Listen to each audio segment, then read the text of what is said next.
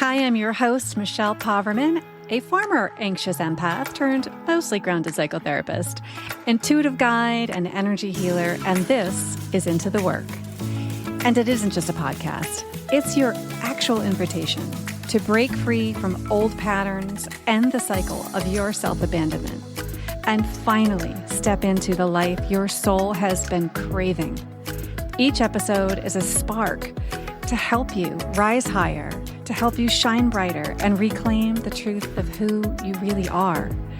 The spark has already been lit. And sister, this is a journey from spark to brilliance. So together, let's go ignite a fire.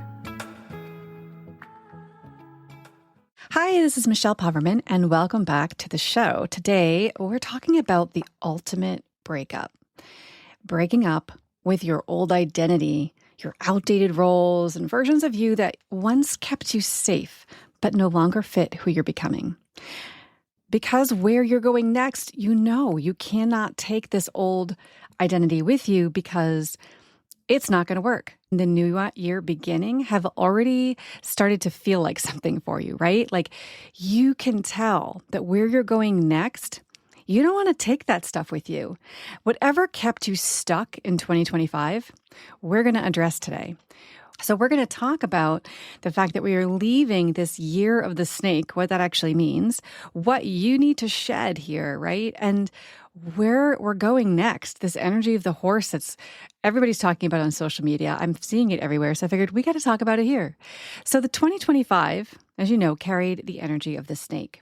And the snake doesn't force transformation necessarily. It doesn't rush clarity, but it sheds, right? It doesn't have the same, you can be carrying internal pressure, but still not be moving in the direction you want to, right? And the snake was all about that. It was all about the shedding. And so whether or not you had internal struggle with the lack of momentum or things not going the way you wanted them to, or not showing up the way you wanted to, the snake was all about the shedding, slowly, honestly, and intentionally.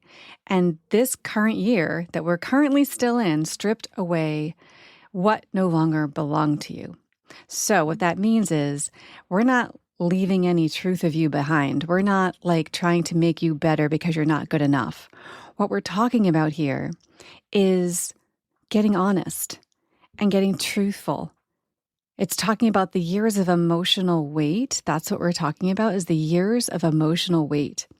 Survival-based patterns that have been ways that you've been managing, roles you've stepped into because they once kept you safe, right? The way you're performing in your life. Those are all things that we are like being asked to shed right now. How you respond to that calling is up to you, but this is the energy of right now. And it is asking us to get radically honest with ourselves, to see where we've been performing instead of truly living authentically, right? Where fear is running the show, what parts of us have been dormant, waiting to be set free. And for many people, it's not been gentle. I'll tell you the way my office has lit up over the last year. And honestly, I would say the last 3 years, there is this energy for all of us in terms of something wanting to be set free. And even those of us that have beautiful things in alignment, wonderful things that are happening that feel incredible and true to us, there has just been this struggle of shedding that's happened up until now. And for many people, again, it's not necessarily been gentle because shedding isn't just release, it's grief, it's disorientation. It's realizing that who you were worked until it didn't. And how you were behaving, the way you were showing up, the coping skills you have in life. You're also in that in-between where you're not quite in the race to become. Like you're not in, you haven't hit the ground in this new version of you, just like really stepping into your power and really setting fire to things. This is where I want to pause because the space deserves more respect than it usually gets. I mean, I'm always all about telling you to expand, step into your expansion, step into your power. But I do believe, I am called to say this right now, that right now I'm going to ask you to take a minute, okay? I'm going to ask you to pause.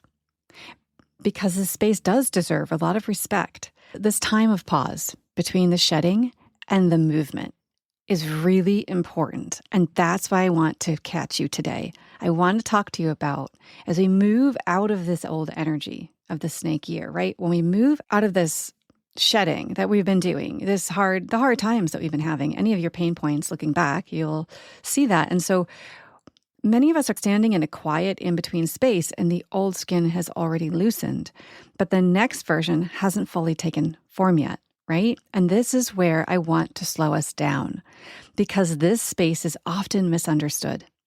That in spiritual and transformational spaces or anything you're going to see online, we tend to celebrate these really bold leaps and these fast breakthroughs and these big declarations of readiness. But there is another quality of wisdom that doesn't get nearly enough recognition, and that I want to talk about, and that is discernment. Sometimes growth doesn't ask you to just push forward. It asks you to pause long enough to assess whether you can actually hold what it is that you want. And that is something that I think we really need to talk about here today, because there is a lot of energy coming at us in terms of momentum. But I do want to ask you, do you have the capacity for that momentum in order to sustain it? So because wanting change and being able to sustain change are not the same thing. You can deeply desire transformation and still need more grounding, more support, more stability before you can move. That doesn't mean you're avoiding your evolution. It means you're respecting it. And so for those of you that have felt frustrated with not jumping and leaping in your transformational period here, or especially those of us who put a lot of pressure on ourselves, this right now is such a juicy time for you to truly sit with, okay? Sit with truly being in the space you're in right now. It doesn't mean that what's coming isn't going to come. It's all going to come. So true readiness isn't about how inspired you feel in the moment. It's about whether your system, your life, your relationships, your nervous system, right, can support what will emerge on the other side. Some changes reorganize everything, right? Your identity, your rhythms, your capacity, your sense of self. And not every season is meant for acceleration. I get that. And once again, I'm all about you stepping into this becoming process and really stepping into your power and expanding. But sometimes the most self-honoring choice is to strengthen the foundation that you're on before adding the momentum, to build structure, to deepen the level of support you have, to let your body catch up with what your soul already knows. Sometimes our body does need to catch up, especially if we have a trauma history or we have things that really keep us in freeze mode, if you're seeing that. And if you've ever been called toward something powerful and still chosen to wait, not out of fear, but out of clarity, that also was not a hesitation. That was self-trust. Now, I know that that can sound like it goes against some of the things I say, which are like, sometimes we need to leap before we know. That uncertainty is actually what we get through movement and through motion and through taking steps forward. But I'm speaking to the part of you that knows that she needs to sit in some intuitive time, a little bit of a cocoon for a moment to know, to get the marching orders. You need your marching orders. You need to get really clear on at least what the marching orders are, and then leap forward. And that's when the certainty of the next steps come. You don't get to necessarily always see too far out and what steps are going to be taken. They need to unfold. That is the becoming. Make sense? So I do believe that it's the growth that will last for you in this year of the horse. It doesn't start off at the gates rushed. And so I want to just let your whole nervous system feel that if you're somebody who's in the spiritual space and you tend to get all these messages and you're getting all these messages about this year coming up and what it's about, I just want to offer the pause. It's already the one that many of us are already in. And I just want to redefine it as not a delay, right? It's a preparation. And it's okay for you to go into preparation. Because the truth is, as we are moving out of this energy of the snake, we are standing at a very real threshold. And old ways are loosening their grip. The in-between space can feel uncomfortable. We know that, right? True readiness isn't how inspired or uncomfortable you feel in the moment. It's about whether or not your system can stay intact while things are reorganized. So I am asking you to just allow the strengthening of your foundation for just a moment. Take inventory before you leap, before you feel and really leap into this. And unless you feel like these things are already in place, then yay, bravo. Creating some stability, creating some support, and just allowing your body to catch up with it all, right? I want you to just allow for a little space for that in your life, and that's going to help you move forward in ways that are really going to set everything on fire. And I really believe you guys are going to set things on fire this year. I am too. We're going to do this. And that's why I want to address breaking up with your old self with intention. During this space, we can kind of still do that a little bit. This is where breaking up with old identities becomes less about urgency and more about integrity. Okay? Do you get that? I know that some of my sisters out there hear me. I eat urgency for breakfast. I'm not going to lie. Like, this is something that I do. And I am recalling that as much as possible right now. I just got back from Nashville and I got to be with the most incredible women, and it was such a beautiful time. These women are doing so many incredible things. They're really teaching me, and I was really absorbing this beautiful message that I was receiving around it's time for you to get a strong foundation, right? I needed to also do this work. And so I want to share it with you because building the foundations are so important to take off running, right? From. And so this is where the breaking up is less about we're getting rid of the urgency and getting more into our integrity. Rushing transformation can recreate old patterns. And so I really want to allow you to see that for yourself, that when you rush and throw yourself out without any foundation, you'll see freeze and shutdown or whatever your old patterns are. They get kind of reinforced. And while we're trying to break up with that stuff and we're trying to say, you know what, I want to love you and honor you, but I want to release you, right? That's the energy of it. We need to focus on building capacity, stability, and nervous system support that can withhold the change that actually lasts. So breaking up with yourself, again, doesn't mean rejecting who you were or throwing yourself into the fire only to burn alive, right? We're not going to do that anymore. It means honoring her enough to not drag her into a chapter she was never meant to live, right? It's not throwing yourself into anything that just comes to mind that you think you should be doing because someone else is doing it, right? Like, we're not going to throw our energy into things that really, truly are not aligned for us. It sounds like, thank you for getting me here, right? You say that to yourself. Thank you for getting me here. You kept me safe when I needed it, but you don't have to come with me anymore. And those parts of us that we need to shed or that we need to just send off with love, they can't be behind the wheel anymore. And for those of us empaths and sensitives, our old identities are often tied to overgiving and overfunctioning and being the one who holds it all together. And I'm telling you, right, as you know, that's a shitty foundation. That's a shitty foundation for you to throw yourself out and hit running, right? Letting them go can feel terrifying, because it can feel like I'm risking connection itself. You know, if I stop overgiving, I stop overfunctioning, and those sorts of things that you need to take a look at. You need to look at what is it that you need to shed. I'm just kind of raising these up as possibilities.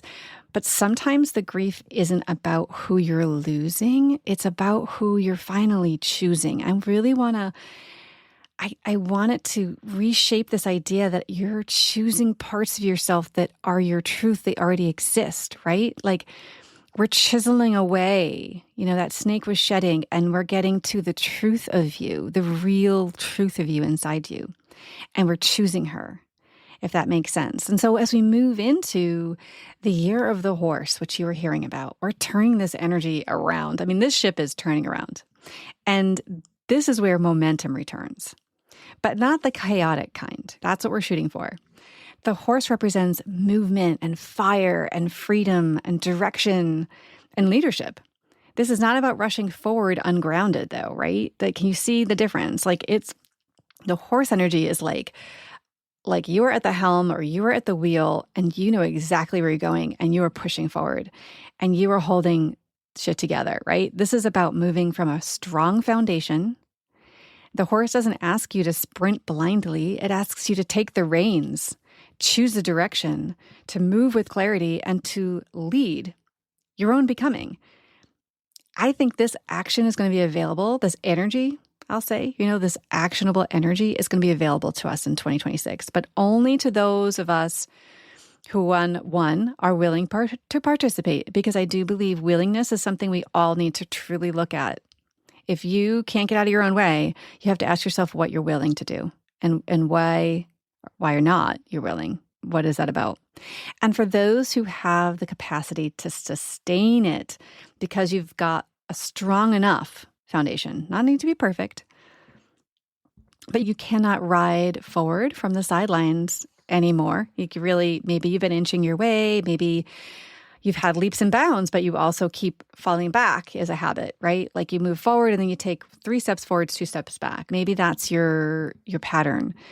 But where you're going does require power and presence, momentum, but structure. This is why it's so important to acknowledge the threshold you are standing in.